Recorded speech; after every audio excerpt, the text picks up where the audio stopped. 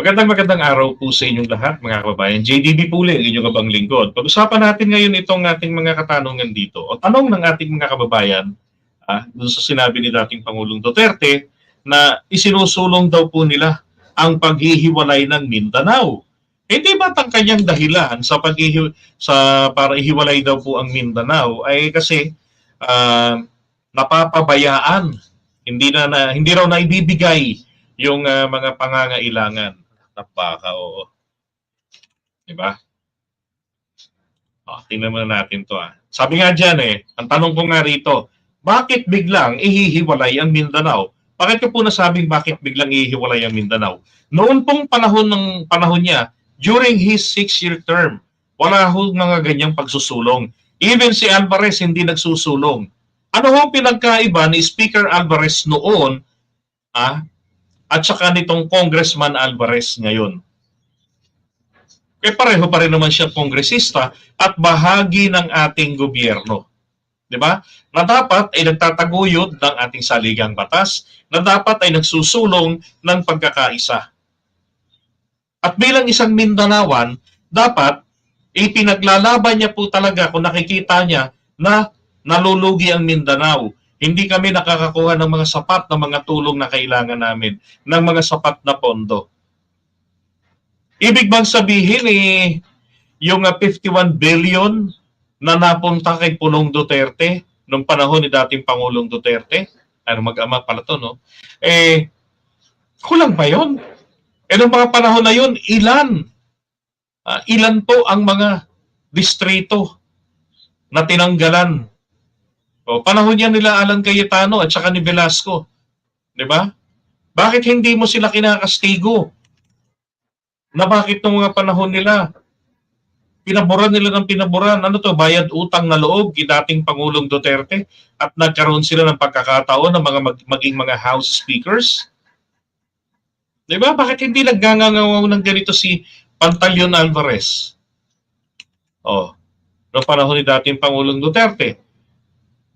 At ngayon, congressman pa rin naman siya. At si dating Pangulong Duterte, nagkaroon na ito ng tsansa, sabi ko nga, na baguhin ang takbo ng ating bansa.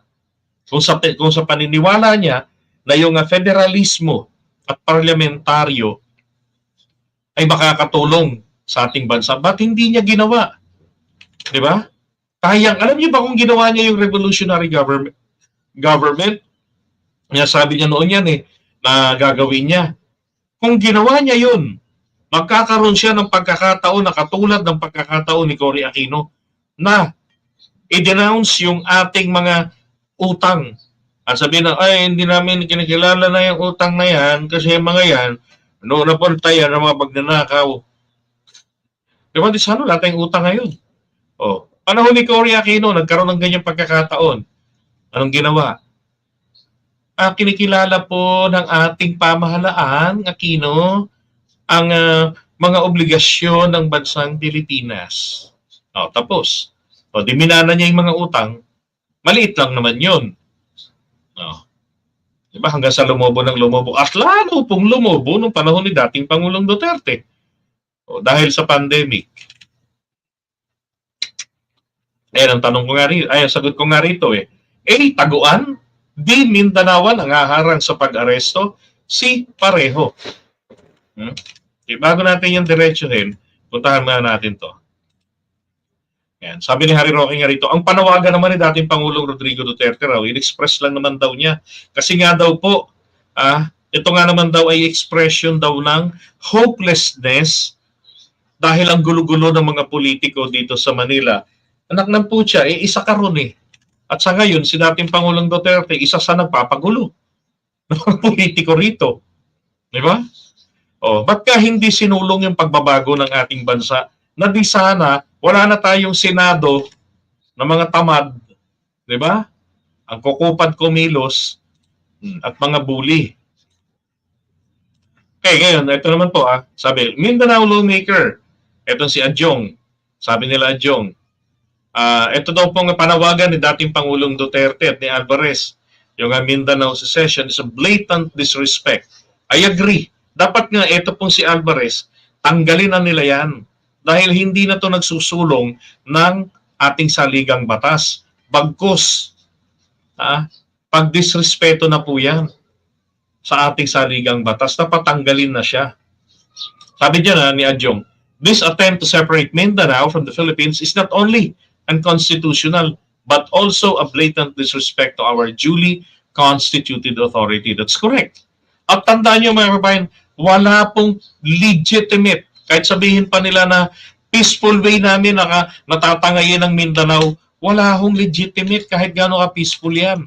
Kahit kumuha-kuha pa kayo ng signature dyan, kahit na yan ay sinasabi pa nila na may prosesong ganyan sa United Nations, still the mother country has to decide. So people in Mindanao, in the Visayas, and also in Luzon, at pati dyan sa Spratlys, dyan sa, sa Pag-asa Islands, lahat tayo magbobotohan kung pabor ba tayo na tangayin na nila ang Mindanao. Oh. Yan po yung legitimate dyan. Sa tingin nyo ba mangyayari yan? Dahil sa saligang batas natin, wala hong batas na pre-provide na po pwedeng kumalas. So dito pa lamang, yung proseso ng international law, hindi po yan hindi yan akma sa atin. Kontra yan. Therefore, walang bisa rito sa atin yan. Hindi natin yan maitataguyod. Ito pa, sabi rito ni Paulo Ortega, the call for Mindanao separation at this critical juncture will only exacerbate the divisions and challenges our country is facing. We should be focusing on fostering unity and rebuilding our nation. That's correct. Yun ang importante. Itong mga to, hihiwalay nila Mindanao dahil po sa kanilang political expediency. Paano kung paniwalaan ang sinasabi ni dating Pangulong Duterte na I'm old, I'm done, mahihirap na nga ang katawang ko, hindi na nga makalakad, walang iya. Wala naman siyang tinutuo sa salita niya. Di ba?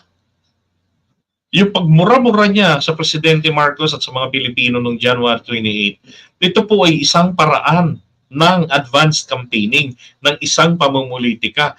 Dahil yung mga naunang mga elemento ng advanced campaigning or politicking, yung magbalik ako dyan, magbantay lang kayo. Ipanalangin ninyo, magbalik talaga ako dyan sa politika. Yan po ay mind conditioning. Hindi po niya talaga tinalikuran na, hindi po talaga, wala po sa isip niya talaga magre-retiro. Ang nasa isip niya is how to come back. Kailangan may ingay, kailangan may impact. Alam niya kung anong galaw ng politika eh. Diba? So, ngayon, ito po yung putahan na natin to. Bakit sinasabi ko rito na ang tunay pong dahilan talaga ng pagtangay niya sa Mindanao ay para gawin niya itong taguan. Dahil ang Mindanao ay wala po itong relasyon pa sa ICC. Never been part, diba, ng ICC. And therefore, pwede niyang pagtaguan kasi hindi makakapag-implement dyan ng mga batas ang ICC. Hindi siya maaaresto dyan. Kahit ng Interpol, hindi siya pwedeng puntahan.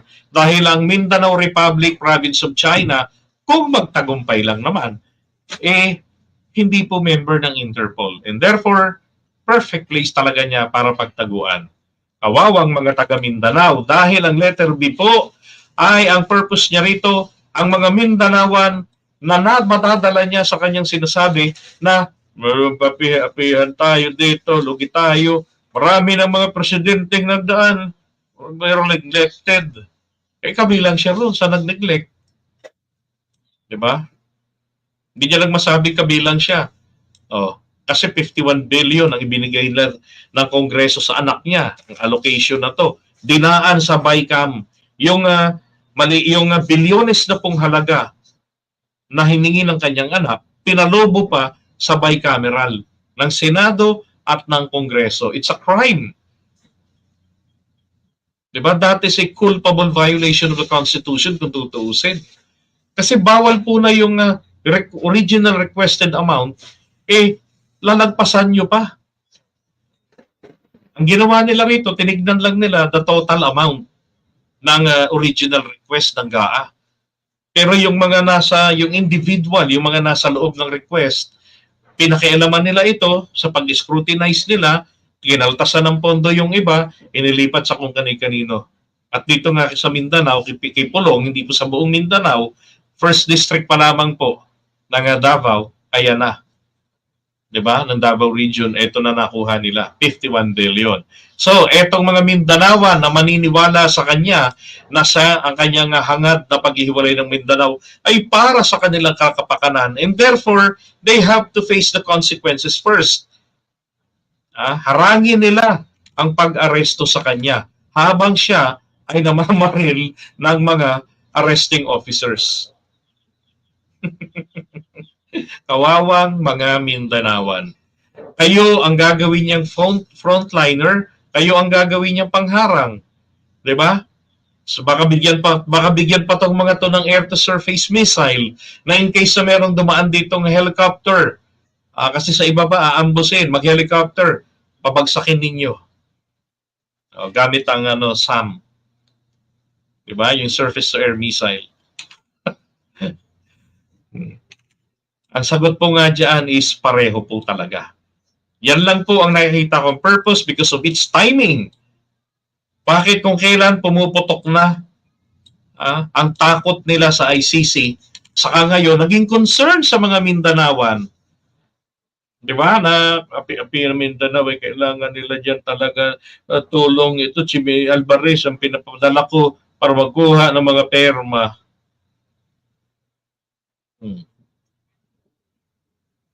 Mga Mindanawans, Ako yung mga relatives ako dyan eh. Diyan mismo sa Midsayap, Cotabato. Mga Cordova, mga Kasili. Yan ang mga mag-anak ko dyan. Yung mga unang nakipaglaban, nagsulong sila Nurmizwari, nahihiwalay ang Mindanao. Yung mga yun kasi, meron silang prinsipyo. Wala silang problema, walang problema ho. Hindi ho nagtatago sa kaso si Nurmizwari. Nung ginawa niya po, binuo ang MNLF, ang Moro National Liberation Front, ay napeste na sila dahil sa paniniwala na napaniwala kasi sila nito ni Ninoy Aquino na kinakawawa lamang ng gobyerno ni Marcos ang mga tausog, ginagamit lamang sila. At pinagmalupitan pa, minasakir, sinunog pa. He was 27 years old according to Mizwari. He was a professor in UP, political science professor. I remember one time during one of his statements, sabi niya,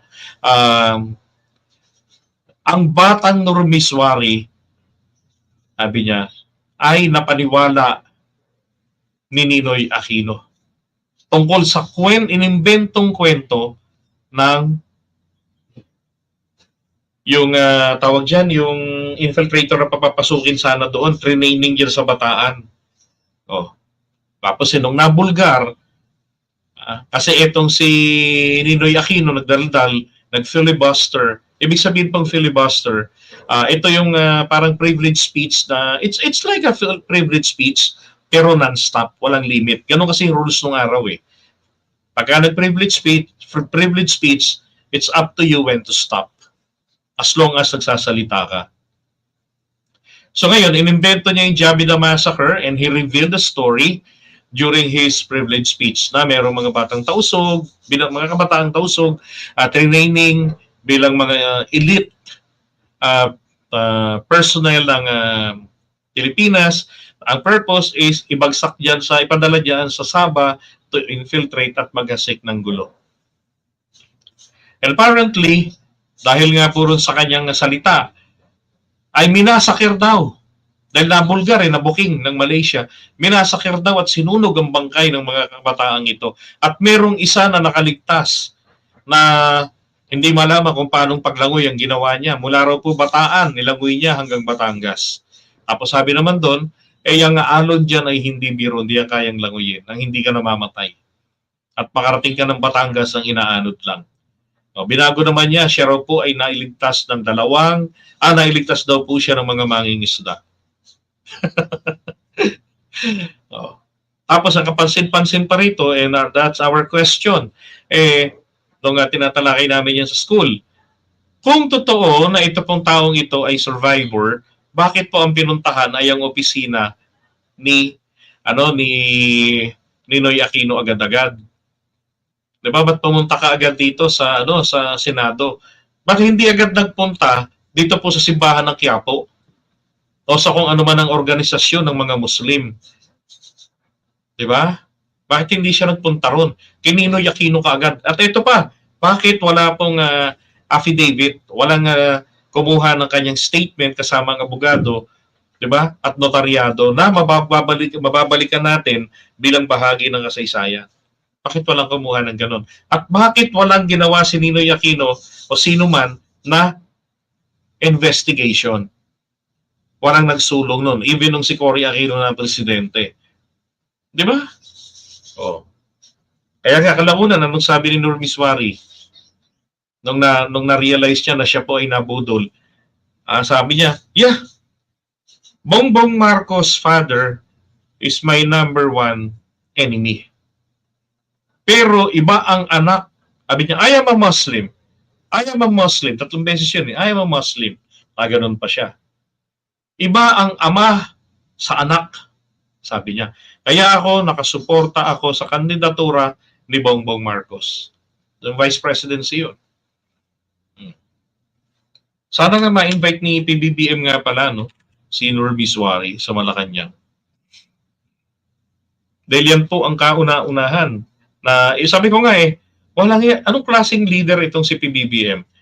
He was known as a brat, di ba? Easy-go-lucky, kasi nga anak ng presidente. Pero yung tatay niya is preparing him to lead the country. Actually, dalawa piniprepare po ni Makoy noon Si Ninoy Aquino, kaya lang hindi makapaghintay, talagang nagmamadali. Tapos nito, si PBBM na bata pa kasi noon. Diba? Tapos makita ninyo, si Nur Miswari na naging kalaban ng tatay niya. Tapos ngayong naging active leader na po ng bansa natin si BBM nung time na yan.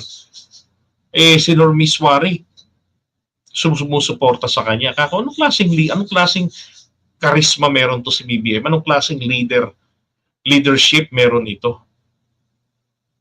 Diba? Hindi naman siya kinakausap ni BBM noon Wala namang kaaway sila na kinakausap niya except lang dito kay Chris Aquino na kanyang kumare.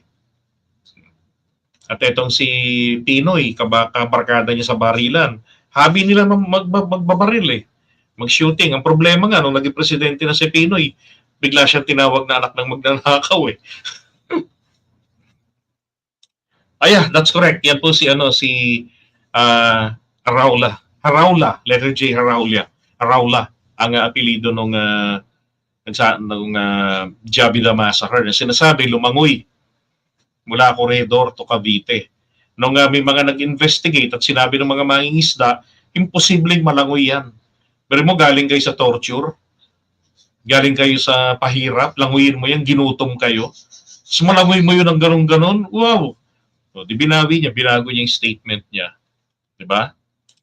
Kaya ito po, yung maliwanag lamang dito, bakit po gustong tangayin ni dating Pangulong Duterte ang Mindanao? Para lang po yan sa dalawang kadahilanan. Gawing taguan, because it's gonna be a perfect place. At para meron din po siyang solid na private army. It's like a kingdom for him. At ang mga Mindanao ng kanyang subjects na magtatanggol sa kanya. Okay? Magtatanggol sa kanya sa ngayon kung meron pong warrant of arrest na ibababa laban sa kanya.